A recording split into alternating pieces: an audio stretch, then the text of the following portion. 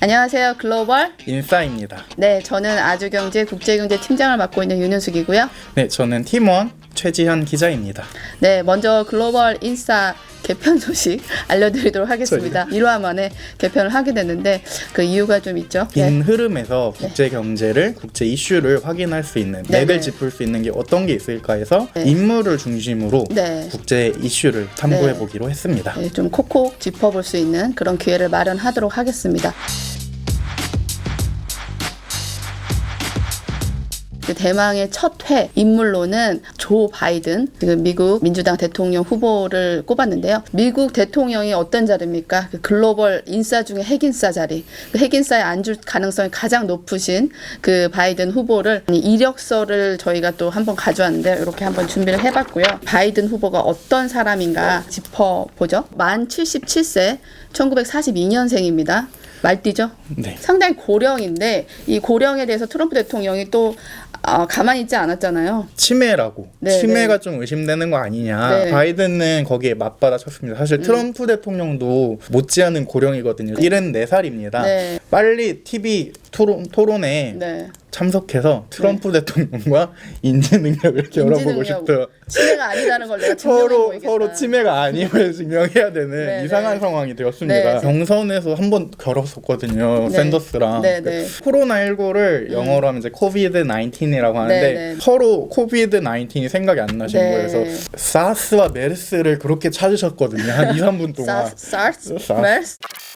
4년 전에는 출마를 하지 않았어요? 사실 가정사에서 좀 아픔이 있었습니다. 네. 큰아들이었던 보 바이든이 네. 좀 먼저 세상을 떠났습니다. 네. 2017년에 제가 또 한 인터뷰를 본 적이 있어요. 경선에 출마하지 않았던 것을 후회하냐? 라는 질문을 받았을 때 후회한다고 그렇게 했거든요. 근데 그 당시에는 내 영혼의 일부가 사라졌기 때문에 내가 경선에 출마할 수 없었고 100% 국민에게 봉사할 수 있는 상황이 아니었다. 그래서 내가 경선을 포기했다. 뭐 이런 발언을 했습니다.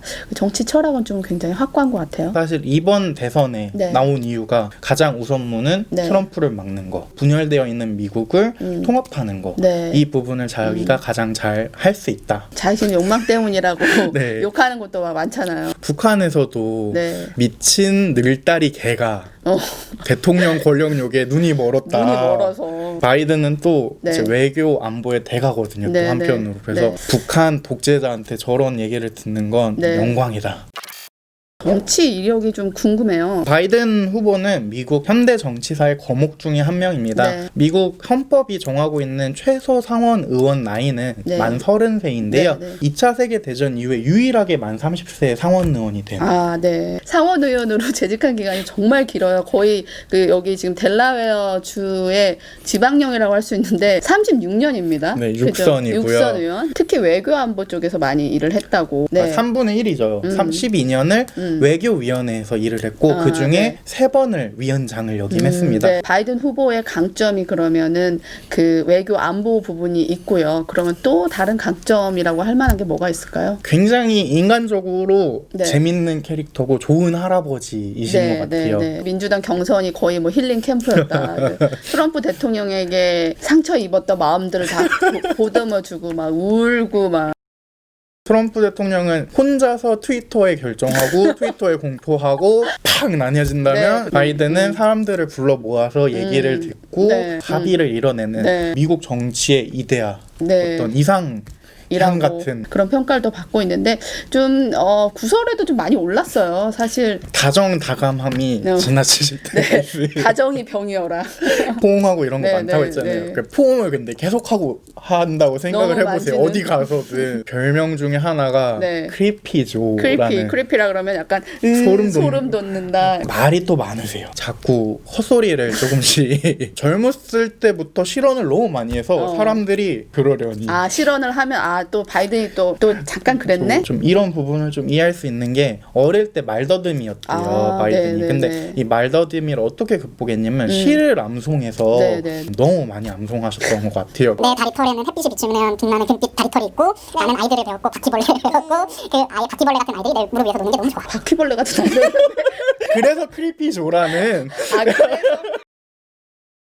부적절한 용어도 막 사용을 하시는 것 같더라고요. 점잖은 말만 쓸 것 같은데. 이런 얼굴로 What the hell? 동성 결혼법 합법화가 정말 역사적인 일이었잖아요. 네, 그때 이처 F great deal 하면서 great deal 이렇게 네, 되거든요. 보좌관들이 굉장히 힘들었대요. 그것 네, 때문에. 사실 저희가 제일 궁금한 거는 바이든이 어떤 정책을 펼치느냐 그 부분이잖아요. 네, 맞습니다. 그래서 좀 간단하게 살펴보면 경제 부분에서는 뭐 월가에서 조금 경계한다는 소리도 있는데 경쟁자였던 워런 후보 같은 네. 경우는 굉장히 진보적이었어요. 네, 네. 근데 중도 보수 정도라고 표현할 네, 수 있겠습니다. 네, 그냥 트럼프가 워낙 친기업적이었기 때문에 그렇지만 사회적으로는 동성 결혼 아까 네네. 이것도 물꼬를 여신 게 바이든 실언하셔가지고 물꼬를 여셨고요. 가톨릭 신자심에도 불구하고 네. 낙태 합법화에 합법화. 굉장히 지지를 지지하시고 사회의료보험 네네. 오바마 케어에 굉장히 적극적인 네. 지지자입니다. 네. 우리나라 입장에서 보면은 사실 외교 안보가 제일 중요하잖아요. 보수적이라고 평가를 네. 할 수 있는데요. 상원의원에서 사실 12년 동안 외교 안보 일을 네. 했다고 했잖아요. 네, 네, 네. 그러니까 이 점에서 그런지 미국의 국익, 내가 수호자라는 그 네. 신념과 네, 네. 어떤 헌신 사명감이 있습니다. 다자주의 동맹을 네. 또 굉장히 강조하는 그러니까 전통적인 미국 그렇죠. 전통적인 외교. 미국의 리더십, 팍스 아메리카나 이른바 그 미국의 리더십 하에 평화로운 세계 질서를 구축하겠다는 네. 그런 신념을 계속 가지고 있는 그런 후보인 것 같아요. 바이든에 대해서 오늘 간단히 좀 알아봤는데요. 다음 시간에는 차기 글로벌 핵인싸가 되실 수 있는 바이든의 대북 정책 그리고 외교 정책에 대해서 좀 알아보도록 하겠습니다. 글로벌 인싸 내용 마음에 드셨다면 구독과 좋아요 눌러주세요. 감사합니다. 감사합니다.